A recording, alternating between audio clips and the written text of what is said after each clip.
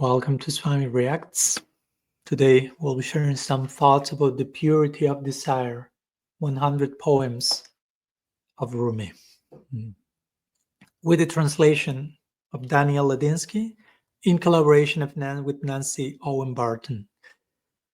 So, Rumi, a favorite of mine that so far I came to know mostly through the translations of Coleman Barks, the main Rumi translator. Daniel Ladinsky is mostly known as a translator of Hafiz, another Islamic poet. So I'd like to clarify something, in this case particular with Daniel Ladinsky, because I've just mentioned a translator, and there has been some criticism to both Coleman Barks and Daniel Ladinsky of them not being actual translators, because they do not know the original Persian language in which Rumi's and Hafiz poems were originally written. So sometimes their presentations are taken as some type of cultural appropriation, etc. And I can understand from a scholarly perspective how that can be felt and taken, and particularly with the case of Daniel Ladinsky, who I had the fortune of meeting in person a few weeks ago, from the time we are recording this video, when I went to New Mexico, Taos in particular. And he shares that openly in his books, that he is not claiming that he's literally translating Hafiz or Rumi, but those are mostly inspired renditions. And he shares how he has in the past some mystical dreams and some sort, if you will, put it that way, empowerment or inspiration coming from God himself for him to do this service. And I know it can sound a little bit like too otherworldly and too much of a justification for something, but to be honest, I believe him. And not only I do believe him, I've witnessed that firsthand, at least speaking from my own perspective and personal experience meeting Daniel Ladinsky, as I said, in Taos a few weeks ago.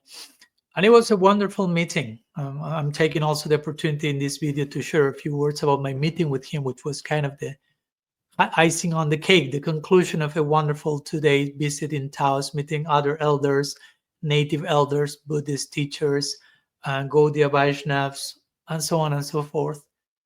So Daniel Ladinsky is mostly aligned with the Sufi tradition. He's a poet par excellence, I must say. And in our meeting, I didn't know what to expect. First time we were meeting, we had a few emails exchanges. Of course, I was excited by meeting with him. But I didn't know how long it will go, in which direction. I was open to that, of course. And it went in the best possible direction, which is the less imagined ones, as usual. So we met, and he is very spontaneous, very organic. He's a poet, so he must be so. And we spent almost like 3 hours sharing and talking, sharing our stories, and sharing lots of poetry. He will very kindly invite me to read some of these poems, which in one sense some people say are his poems, his renditions of Rumi or Hafiz, but actually it's his own composition. But he will invite me to read them in a way that I could feel he's not taking them as his poems. He's been a catalyst, an instrument for that. And he will very humbly cry so many times and tell me at the end, without the grace of my teachers, I wouldn't have been able to write one single poem. And I'm sharing that a little bit publicly. I know it was a very intimate, confidential moment among the two of us, but he was really moved and crying a lot in those moments, and crying when hearing this poem. So I can really see whatever he's presenting him and in his other books come from a genuine place, in my opinion, of deep inspiration and connection with the divine. So a few words about this book in particular, The Purity of Desire, which in itself sounds like an oxymoron. Many times we do not relate the word desire with purity. So that's, of course, it's intentional and trying to invite us for further integration of these two. And Rumi is a very unique author. It was beautiful for me to get a different perspective on Rumi from that which I received from Coleman Barks in my reading of The Essential Rumi and other works. And to begin with, I'm personally feeling more and more inclined to reading poetry. I mean, I'm not discarding theology, philosophy, psychology, science, history, and other readings that I also love. But poetry is feeling more and more like a necessary call to. It's the ultimate language, and our tradition will say that same thing. Aichikavitva binu nahi rasara prachar. In order to engage in rasa prachar, in speaking about rasa, speaking about the loving moods of the ultimate reality, speaking about love, Aichikavitva binu, you cannot do that without resorting to poetry. That's what Chaitanya Charitamrita said. If you want to talk about love, you have to become a poet.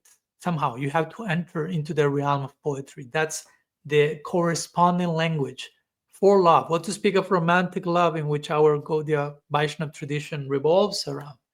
So poetry it becomes a need at a certain point. There are things that cannot be said, expressed otherwise.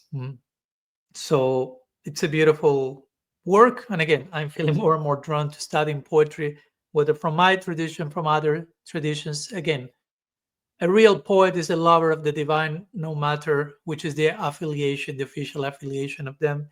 And when going through Rumi, through Daniel Ladinsky's inspired renditions, I can feel that in so many ways. So I also would like to share some of these poems, and many of these poems, Daniel himself, apart from writing a very generous dedication for the book, he will also he will become, as I say, so inspiring sharing some of these poems. At one point he will tell me he will recite many of them by heart. He knows hundreds of poems by heart, and I will be reading some of them for him. He will be crying and completing some of the lines with his own words. Some of them he will tell me things like this: you have to remember this whole poem. So my meeting with him included some very beautiful homework to take back home, and very beautiful words here. So let me share with you a few that I've marked, as you can see. This is one that I'm planning also to include in my fourth book that will come after the third one that I have just published. And that will be on the topic of God's unconditional love, irreversible grace.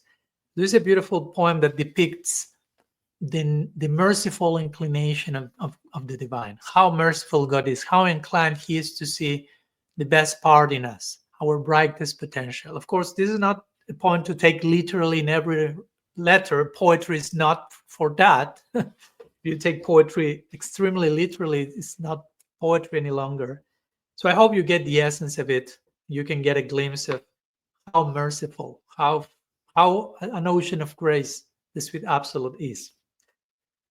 So this is a poem called A Coin Toss for Your Soul. I have seen it happen when a person dies. The soul will come to the gates of paradise. And there, God will open a magnificent book and read a few notes his angels wrote beneath each name. God reads that to see if the soul is worthy of entering his mind and heart forever, what we will call heaven or the spiritual world, God's heart and mind forever. And if God does not like what is written about one's life on earth, I have never seen him sway from then saying, I think those angels of mine sometimes drink too much. They must have gotten you confused with someone else. Let's toss a coin to determine your eternity. Heads, you win. Tails, Once, God asked me to polish that coin before he flipped it. I saw that both sides were heads. Yes, both sides were heads. I guess that puts O's in their place, and a lot of other things too. So again, this is a beautiful way of speaking how willing the divine is to bestow grace upon us, how favorably he is inclined to see even the smallest act of positive regard and dismiss some of other acts. No, he's not only just, he's just, but on top of that, he's merciful. And he's merciful because he's intoxicated with love. He is love. He's swimming and drinking and living in that reality, which again is very difficult for us to understand what's that about until and unless we jump into that world. And again, poetry is such a beautiful vehicle for us to get a glimpse of how reality operates at its most intimate levels. Love. So then I read some other poem, and I will share with you one particular section of the poem, not the whole poem, which again, for me, it's beautiful because sometimes I'm reading Rumi And he's pointing to Sri Chaitanya there for me. Now, the way he's speaking about God, I cannot but think in terms of the divine overfilling, intoxication, volcanic loving eruption of a figure like Sri Chaitanya in our Gaudiya Vaishnava tradition. So for me, this is a very realistic, possible way of engaging in what I like to call theological cross-pollination. You can take a look at what our sister traditions are saying, and they are shedding light back for you to rediscover your own lineage with renewed eyes, to offer proper respect, respectacles, look again. So in this poem called Wandering About the House, there's one particular paragraph, a section I like to share. With Rumi, through Daniel Ladinsky's inspired heart, he's saying, when the beautiful one, the divine, has his wine pitcher in hand, the rules of the universe bow. Prejudices die, laws are repealed, our jail time is cut short. People roll on the ground laughing. What are you waiting for? There are always great lovers of God in this world to party hard with. So again, here we are receiving the image of a God who is drunk, and that's one of the names of the divine in the Vishnu Sahasranam, 1,000 names of God. One is basically literally translates as drunk, the drunk one. Sri Chaitanya Devi is described as drinking and giving the wine of Harikatha. Now, wine is a symbol for an intoxicating substance, an intoxicating elixir, something that gives new life, but in giving new life, it also has a certain sweetness. That's the implication of the Sanskrit term amritam. Amritam means life, eternal life, immortal life, but also means nectar, sweetness, intoxicating immortality, if you want to put it that way. So here God is describing with wine pitcher in hand. And so when he is drinking that intoxicating substance of divine love, that puts everything in its orbit or out of orbit, however you may like to put it. But all the universal rules, cosmic administration, ways that we usually think about things are recontextualized. And of course, this is not a one-time act. Okay, sometimes God picks a wine pitcher. Sometimes God is intoxicated in love. That's a 24/7 eternal affair. So the whole of creation, the whole of reality is revolving around that. Lokavatu lila kaivalyam, as it will be said in the Vedanta Sutra. The whole cosmic manifestation is a byproduct of God's loving intoxication. So again, there's so much poetry to draw from those lines, from these teachings. I like to conclude with actually the concluding remark that Daniel Ladinsky includes in his book, section that says, now close the book. So after all these 100 poems of Rumi have come, this final remark says, now close the book. All that you have read should help close every book. Any page you have ever turned should have aided in dusting off, rending the veil over your glorious eye. All talks and words are foreplay. I have other things in mind for us now. So every time we close a book like this one, we're opening a door for a new adventure, for a new experience. Go into a book of poetry, go into Rumi. It's an invitation to go into something, but when we open the book, we are going to something. When we close the book, we are invited to a further adventure, to a further embodiment of what these poems are trying to tell us, where these poems are trying to take us. No, I mean, there is so much here. I'm trying to think about the particular poem that he mentions. It may take time for me to find it, but basically he's speaking there about what's his poetry about, right? And how poetry is trying to take people.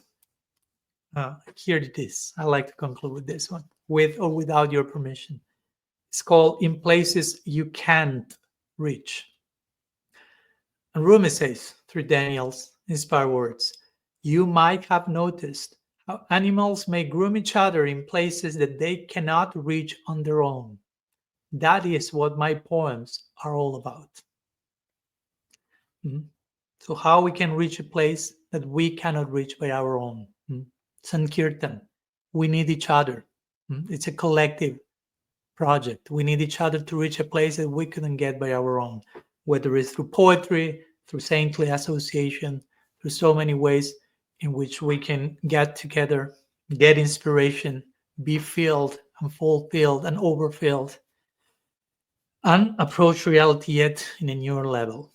So a few thoughts in connection to this beautiful work, one of many that I've so far read from Rumi and from Daniel Ladinsky, in this case, the purity of desire, an exploration of how passionate desire can be applied, expressed in the direction of the divine and everything around us, and the crucial role of poetry in this journey. So let me know your thoughts, whether you have read this book, whether you have read anything from Daniel Ladinsky, from Rumi, which are your inspirations in connections to the world of poetry. Please, let's keep this conversation going, and see you in our next session of Swami Reacts.